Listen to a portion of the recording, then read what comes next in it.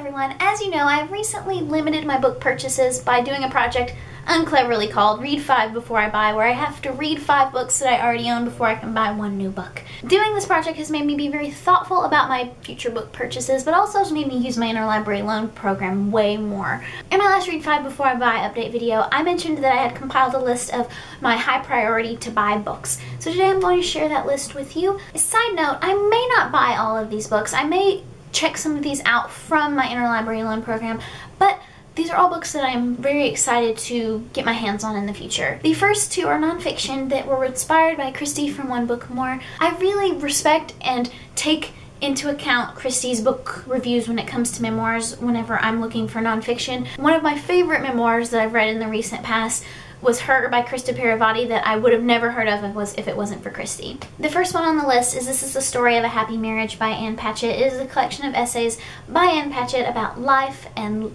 love and marriage, and I've also heard really great things about it, not only from Christy but from Stephen from Steve Reads Books. The next book inspired by Christy is When Women Were Birds by Terry Tempest Williams. This is about a woman whose mother has recently passed away and left her a huge collection of diaries. When she goes to look at them, they are completely empty, and this is a collection of essays dealing with what this may mean, what it means to be a woman, and what it means to have a voice. And this book has been in the back of my mind for quite some time. I even had my library purchase it, but it seems like a book that I need to own. In this case, I may read the library copy and then purchase it after I've read it if I enjoy it as much as I know that I will. I was recently reminded of this book by the Book Riot podcast. They did a huge holiday recommendations episode, and they mentioned the audiobook version of this. The next 4 books on my list are all books that my library owns, but I could technically just read from the library, but I'm kind of high maintenance when it comes to books. I don't like big, chunky hardback books. And like most libraries, my library tries to purchase mostly hardcover books because it's just cost effective because, you know, paperbacks get tore up. The first book in this little section is The Goldfinch by DONNA TARTT. If you've seen this book in real life, it's huge, and I don't want to carry it around. So I'll either get this on my Kindle or in mass market paperback because it's honestly the format that I prefer. This won the Pulitzer Prize either this year or last year, and it's it seems like it's a coming of age story about a young man who loses his mother through a very traumatic event involving a piece of artwork. I read The Secret History by DONNA TARTT earlier this year, and I'm just eager to read more. The next book on the list is The Bone Season by Samantha Shannon. It's not even that heavy of a book, but I just don't think that I want to read it in the hardback edition. So if I do read this one again, it'll be on my Kindle or in mass market paperback. But this is the first book in a huge series, so I'm kind of hesitant and may wait until more of the series has come out, because the first one's out and the second one comes out in 2015, I believe. But it is an urban paranormal fantasy, I think set in London.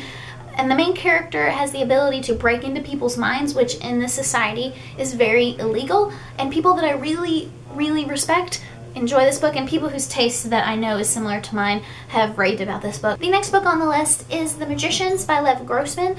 The final book in the trilogy recently came out, and this book has been one that's been on my radar for a really long time. It is about a young man who is obsessed with this fantastical fictional world that's very similar to our Narnia. He lives in a world that's very similar to ours, except that he finds out that there's magic and he has been accepted into a magical university, and that fictional land that he adores so much actually exists, and he can go there. It's supposed to be very dark and gritty. People who I respect, again, really raved about this book, and I'll probably get this one on my Kindle if I read it. And now with the trilogy out, I can marathon it if I enjoy it. The next book is The Girl Who Flew Over Fairyland and Cut the Moon in Two by Catherine Valente. It's the 3rd book in the Fairyland series. Like I said, my library has this book, but I really enjoyed the first 2 books in the series and would like to own all of the books in the series eventually, but this may be a case of me reading the book first and then getting the physical copy later. The rest of the books on this list are just books that I have been inspired to pick up by various people on BookTube. The first one is Among Others by Joe Walton. This is like a sci-fi magical realism book, and I first heard about this book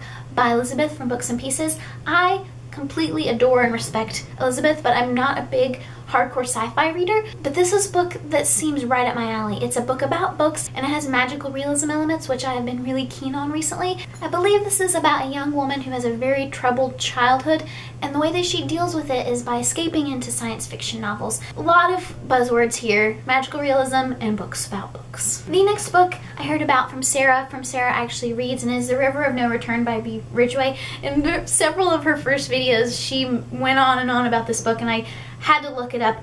It seems on the surface very similar to The Time Traveler's Wife by Audrey Niffenegger that I read several years ago before BookTube, and I really loved that book, and I haven't found anything that has quite filled that hole, but this may be the thing to do it. It does have time travel elements, and it also has romance elements, and I really trust Sarah from Sarah Actually Reads. The next book is The Shock of the Fall by Nathan Filer. I first heard about this book from Reagan at Peruse Project. It is a piece of fiction about a man's descent into mental illness. The way that Reagan's described it sounds like it deals with mental illness in a really interesting way. The next book on the list is The Bookshop Book by Jen Campbell, and I saw this book several times around BookTube, but I was really inspired to add it to this list when I heard Jen Campbell herself talk about it on her BookTube channel. It's about a variety of unique and bizarre bookshops around the world. The next book on my list is The Book of Strange New Things by Michelle Faber. This is set in, I believe, in the distant future. A missionary is sent to another planet to spread the gospel. While he's literally worlds away from his young wife, the world starts to go downhill. He's conflicted about whether he should stay and spread the word or go back and be with the love of his life. It's getting rave reviews, and I really want to get my hands on it. And last but certainly not least is The Orinda by Joseph Boyden. I mentioned this book in my Reading Diversely tag. This book is about a conflicting tribe of natives, and it starts out with this brutal massacre and this kidnapping of a young girl with seemingly magical powers, but we also see it from a perspective of a missionary following this tribe as well.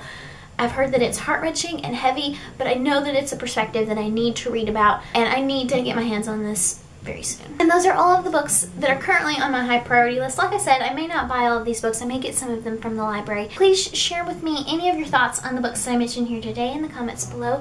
Thank you so much for watching, and I will see you tomorrow with a new video.